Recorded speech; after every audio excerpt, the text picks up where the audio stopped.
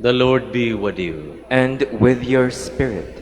A reading from the Holy Gospel according to Saint John. Glory to you, O Lord.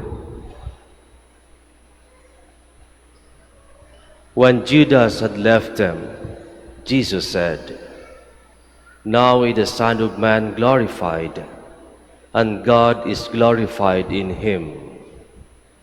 If God is glorified in him, God will also glorify him in himself, and God will glorify him at once. My children, I will be with you only a little while longer. I give you a new commandment: love one another. As I have loved you, so you also should love one another.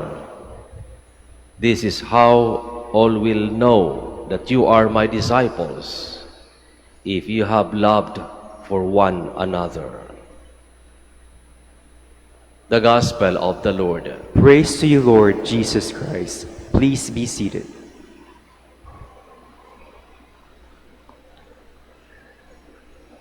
Kapag ang tao ay umaalis o tutungo sa ibang lugar, sa malayong lugar, siya ay mayroong mga paalala o habilin.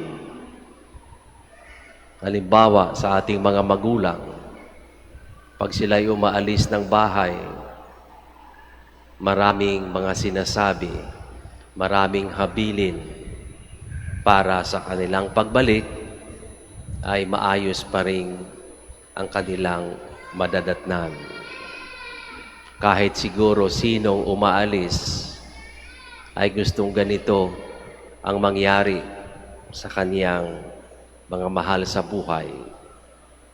At ito din ang binibigyang diin ng ating Panginoong Hesus sa ating nabasang Ebanghelyo.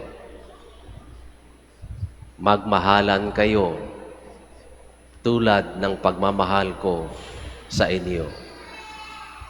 Kahit sino naman ay ayaw na mayroong kaguluhan. Kahit sino naman ay ayaw na nag-aaway-away ang miyembro ng kanyang pamilya, sapagkat ito'y sumasalamin din kung anong klaseng tao tayo, kung anong klaseng pamilya tayo, depende sa ating pamumuhay. Kung tayo palaging magulo, palagi nag-aaway, anong sasabihin ng ibang tao? Ganyan talaga ang pamilyang yan. Palagi naghahanap ng gulo, palaging nag-aaway, hindi nagkakasundo. At ito ang hindi ayaw mangyari ng ating Panginoong Hesus sa atin. Kaya't bago pa man siya lumisan, bago siya nagpapakasakit at namatay sa krus, ano ang kanyang sinabi sa kanyang mga alagad? Malapit na akong lumisan. I will be with you only a little while longer. Ngunit ito ang aking habilin para sa inyo. Magmahalan kayo tulad ng pagmamahal ko sa inyo. Napakaganda sapagkat kahit sa harap ng paghihirap, sa nag-aambang paghihirap ng ating Panginoong Hesus, tayo pa rin ang kaniyang iniisip. Ang ating kapakanan pa rin ang kaniyang iniisip. Alam niya na maraming pagsubok ang darating sa kaniyang mga alagad. Alam niya na kung minsan sila'y hindi rin magkakasundo, kaya't binigyang diin ng Panginoong Hesus ang pagmamahalan. Ito ang isang bagay na kung magagawa lamang ng bawat isa sa atin, ay wala na tayong problemang haharapin sa ating buhay, sa ating pang-araw-araw na pamumuhay. Sapagkat kung tutularan natin ang pagmamahal ng ating Panginoong Jesus, ano pa nga bang problema? Ano pa ba bang hindi magandang bagay ang mangyayari? Sapagkat ang pagmamahal ni Jesus ay sumasakop sa lahat. Pagmamahal na handang magsakripisyo. Pagmamahal na hindi nang lalamang, na hindi nananakit ng kapwa. Pagmamahal na kahit ang kanyang buhay ay handang ialay para sa iba. Magagawa ba natin ito? Kadalasan hindi. Kaya nga kung tayo'y nagrereklamo, bakit nangyayari ang kaguluhan sa loob ng ating tahanan, sa ating mga katrabaho, sa ating komunidad, sa ating bansa o sa buong mundo, iisa lamang ang ugat nito. Hindi tayo nagmahal. Ayaw nating magsakripisyo para sa iba. Ayaw nating magpakumbaba. Ayaw nating makikiisa sa utos ng Panginoong Hesus. Kaya nga, kung nakikita nating maraming kaguluhan, kung nakikita nating nanglalamang ang iba sa kapwa, kung nakikita nating maraming patayan sa ating kapaligiran, paano natin ito mababago?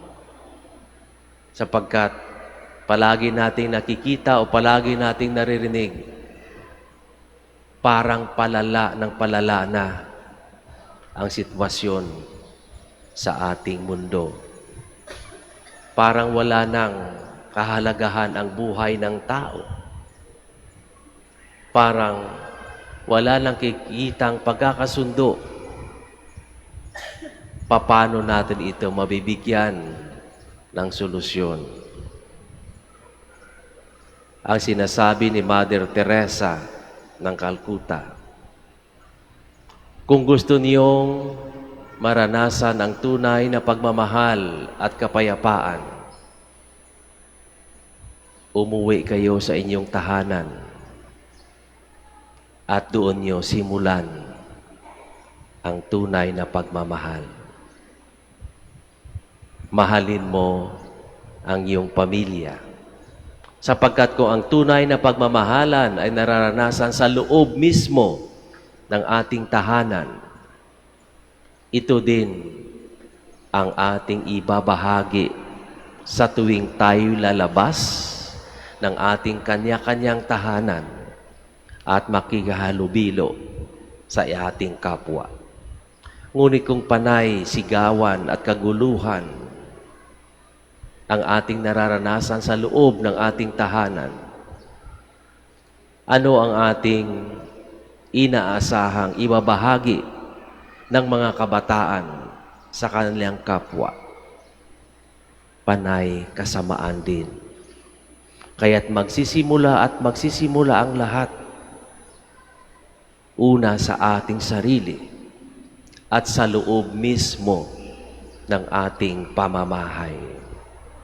Kaya nga't hindi natin pwedeng iasa sa iba na mabibigyan ng solusyon ang kaguluhan o ang kakulangan ng respeto at pagmamahalan sa ating lipunan. Tayo mismo ang magsisimula. Tayo mismo, sa atin mismo, manggagaling ang solusyon.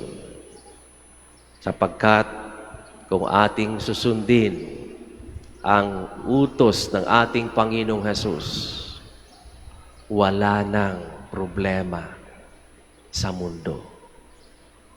Ngunit dahil nga ayaw nating sumunod, ayaw nating magpakumbaba, ayaw nating magbigayan, tayo'y magtitiis, tayo'y maghihirap, tayo'y makakaranas ng gulo, tayo'y makakasaksi ng kaguluhan o patayan araw-araw.